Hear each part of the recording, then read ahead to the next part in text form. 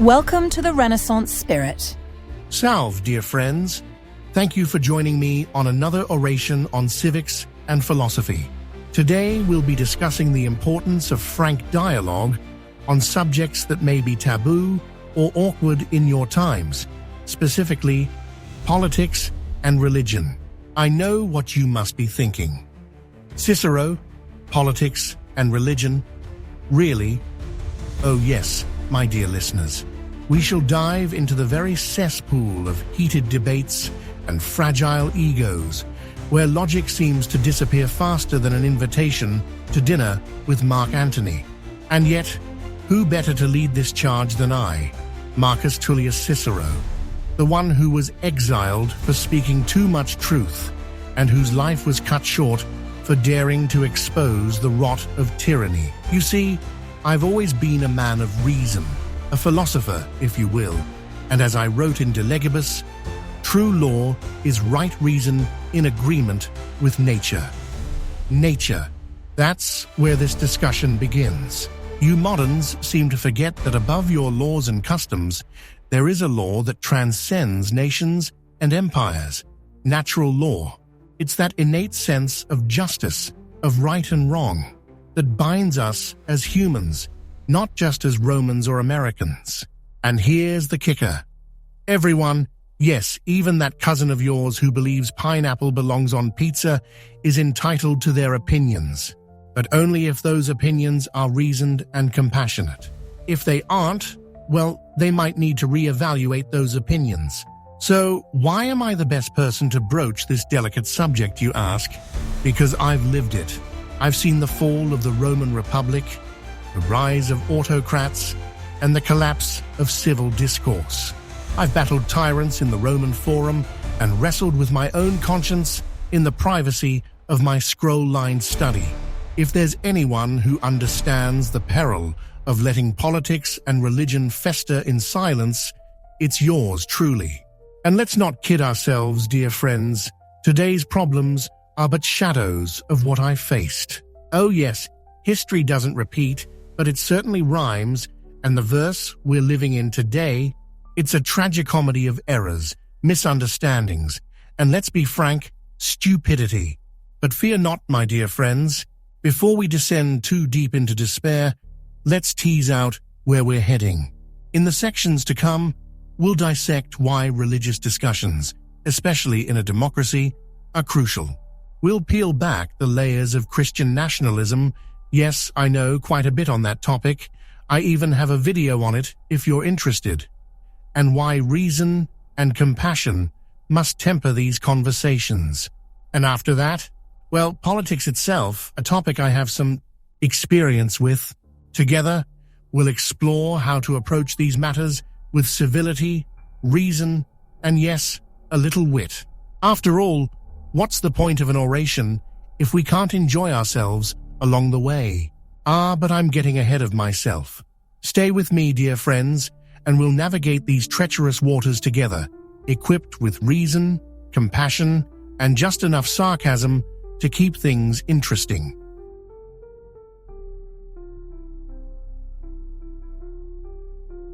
Now, I know I promised we'd plunge into the mess of politics, but first religion. Oh, how that word alone can make even the bravest of orators sweat. It was no different in my time. The gods, the omens, the sacred rites, every move we made in the Republic seemed blessed or cursed by some divine hand. And yet, for all our reverence, there was one undeniable truth. Religion, when wielded improperly, can be a tool for tyranny. As I wrote in De Natura Deorum, in divine matters, nothing should be said for the sake of victory or applause, but solely in the pursuit of truth. Now fast forward to your world, where this beast known as Christian nationalism rears its head. What is it, you ask? It's the dangerous marriage of religion and politics, where certain individuals, clutching their Bible in one hand and a sword in the other, argue that the state must conform to their religious beliefs. The gods help us if that isn't a recipe for disaster. It's one thing to follow your faith in private, to let it guide your morals and personal decisions, quite another to insist that an entire democracy bow to your beliefs. But here's the danger, dear friends. Christian nationalism is not merely a harmless theological discussion. It's a creeping force that threatens the very foundation of a republic. You see, in a democracy, people of all faiths, or no faith at all, must coexist under laws born of reason, not revelation. And if one group starts pushing their divine mandates as state policy, well, you may as well hand over the keys to the autocrats. Sound familiar? It should. This is how tyranny begins. And trust me, I've seen enough would-be tyrants in my day to know the wicked scent of it. So, how do we broach this delicate topic without spiraling into accusations of heresy or worse, a family dinner turned shouting match? Sound familiar? Ah, dear viewers, this is where our old friends, reason and compassion come into play. The next time you find yourself locked in a debate about religion's place in the public sphere, remember this. It's not about winning or losing. It's about understanding. Ask your opponent not, "Why are you wrong?" but rather, "Why do you believe what you believe?" Engage with their humanity first. Dear Fisses, I wrote, the welfare of the people is the highest law, and this includes the welfare of their minds and souls. Let me share a scene from my own life. I once stood in the Senate, debating whether or not to heed the augurs who warned of bad omens during a critical vote. Some, steeped in tradition, wanted to halt the proceedings. I, being the ever-reasonable statesman, argued that the gods gave us reason to overcome fear. The Senate erupted. Half wanted to sacrifice a bull, the other half wanted to sacrifice me. But by engaging the debate calmly and reminding them of our shared goals, peace, prosperity, and the integrity of the Republic, I steered the discussion toward compromise. No bulls died that day, but plenty of hot tempers cooled. Now, in your world, when discussing the role of religion in a democracy, especially with those who see no line between church and state, take a page from my scroll. Engage with reason, not rage. Understand their fears, but also remind them of the beauty of your republic. It's built on the voices of all, not just the few. Challenge them to see the broader picture, the shared civitas. If they believe in their faith, let them lead by example, not by edict. But enough teasing for now, dear friends. In the next part, we'll dive headfirst into the swirling maelstrom of politics. Oh yes, that beast we can never escape. But until then, remember, religion, when kept personal, can guide you. When wielded as a weapon, it can destroy a republic. And no republic, yours, mine, or anyone else's, can survive without reason and compassion at its core.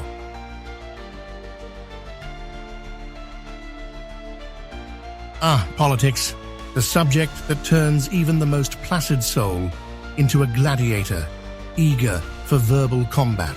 It's a topic as old as time itself, well, at least as old as my time, when the Roman Forum buzzed with orators, statesmen, and those who fancied themselves both. But here's the truth, my friends. As much as it might pain us to debate the subject, politics is the very lifeblood of a republic. Without open, reasoned discourse, your democracy withers like a neglected vine, prone to the creeping rot of tyranny. Trust me, I've seen it firsthand. It starts with silence and ends with despotism. Now, in your modern era, many shy away from political discussion. It's too divisive, they say. Better to keep the peace. Peace indeed. I remember when many in Rome thought the same, that silence would protect us from conflict. And then came Caesar, marching across the Rubicon, and all our silence amounted to nothing more than an open door for dictatorship.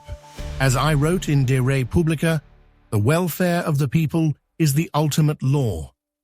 And if the people refuse to talk about that welfare, they leave it in the hands of those who would rather rule than serve. In your world, you face a similar crisis. When political conversations devolve into shouting matches, or worse, are avoided altogether, you allow those with the loudest voices and often the least reason to shape your destiny. This is especially true when those voices belong to would-be autocrats, like your modern-day tyrant, Donald Trump. Ah yes, I know the type well. He's not unlike a certain Mark Antony, who believed his ambition and ego justified trampling over the Republic. And you know how that ended for him and for Rome. Spoiler alert, not well. So how, you ask, do we navigate these political waters without capsizing the ship of civility? Simple, by adhering to the principles I've always held dear: reason, compassion, and respect. When you engage in political discussion, ask yourself, am I speaking from a place of logic or from a place of emotion? Emotions, while powerful, have a tendency to blind us to the greater good. When we allow anger, fear, or pride to dictate our words, we lose the opportunity to truly connect with others and to strengthen the Republic. Here's an example from my own life. Picture this: the Senate, after the assassination of Caesar. Rome is on the verge of civil war. I stand before my colleagues, urging them to reject violence and restore the Republic through peaceful means. Mark Antony, fuming, prepares to counter my every word. But I do not shout. I do not rage. I simply remind them all of the Republic we are meant to protect, our shared values, our shared future. Some listened, some didn't. But I did not let anger consume the discussion. Instead, I used reason. And though it may not have prevented the immediate disaster, it planted seeds of thought in many hearts that day. When discussing politics today, especially in a democracy as fragile as yours, always remember, it's not about being right. It's about finding common ground, strengthening the framework of the Republic, and ensuring that every voice is heard, especially those that speak with reasoned compassion. Engage your political opponents not as enemies, but as fellow citizens who also have a stake in the future of your nation. Ask them questions. Listen to their answers. If they are misinformed, correct them gently, with evidence, not insults. It is in these moments that you either build or tear down your Republic. And now, dear friends, we've come to the heart of the matter. How all of this religion, politics, the very nature of dialogue ties together to form the bedrock of your democracy. In the final section, we will discuss the dangers of tyranny in modern republics, such as your own, and why someone like Kamala Harris, who embodies prudence, respect, and a willingness to engage in frank dialogue, is far preferable to a demagogue and tyrant like Donald Trump. But first, let us reflect on what we've learned so far. To avoid political dialogue is to invite tyranny. To engage in it with reason and compassion is to strengthen your Republic.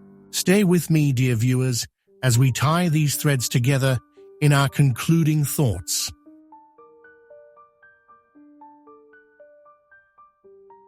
And so, dear friends, we arrive at the end of our video.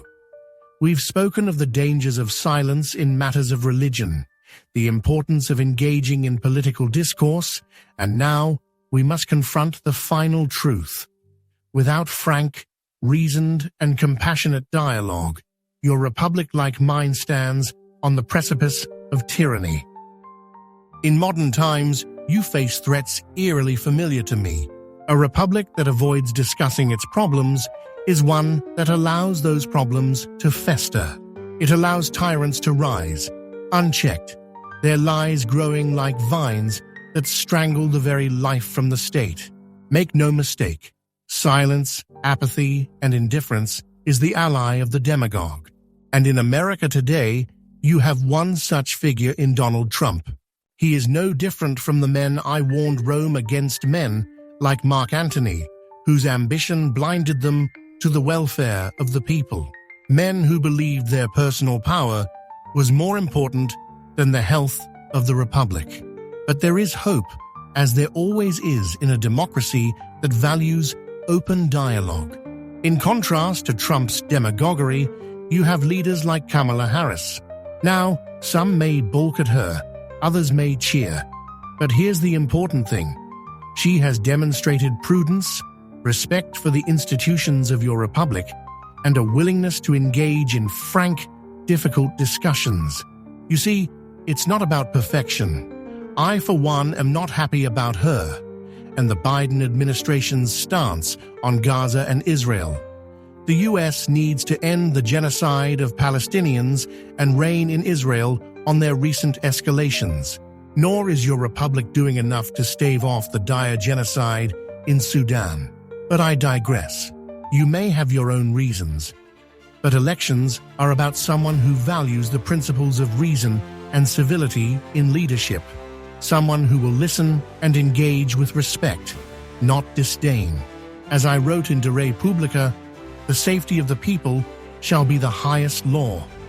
And what safety can there be under a tyrant like Trump who deceives and divides? A republic survives only when its citizens remain vigilant. Vigilant in their speech, in their participation, and in their pursuit of truth. Dialogue, whether about religion or politics, is not a mere exercise in rhetoric, but the lifeblood of a free state. When leaders like Harris are willing to confront the problems facing your nation with honesty and respect, it strengthens the republic. When others, like Trump, stoke division and use lies as their weapon, they imperil it. This is not just a political contest, it is a battle for the soul of your democracy. And now, allow me to conclude with a thought, not just for today, but for all time, as I believe it embodies the very spirit of our discussion, the Renaissance spirit. Yes, your channel's namesake, the pursuit of knowledge, the quest for a better world, the unflinching search for truth. These are not merely ideals of the past. They are the values that ensure the survival of your republic today and tomorrow.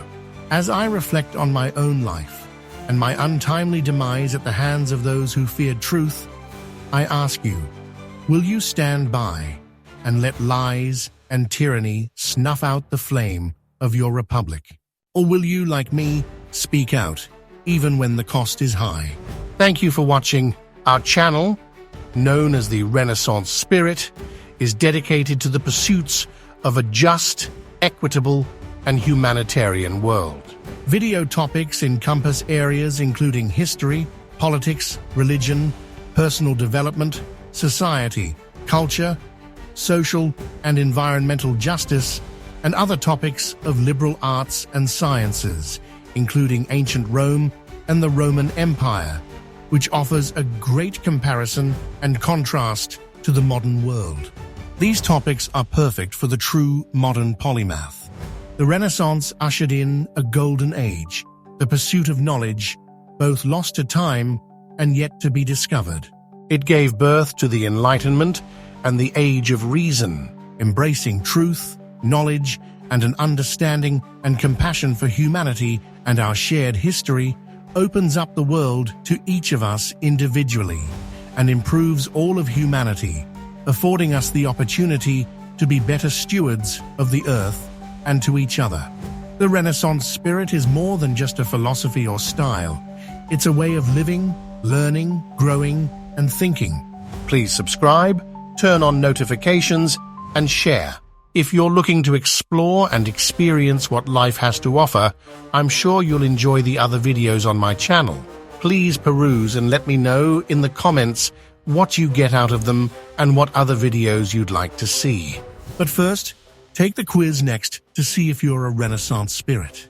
Vive Renaissance Spiritus. History has not died, only our understanding of it has. And with that, dear friends, I bid you farewell for now. Remember, it is not enough to love your republic, you must also defend it, with words, with reason, and with unyielding compassion. Now, more than ever.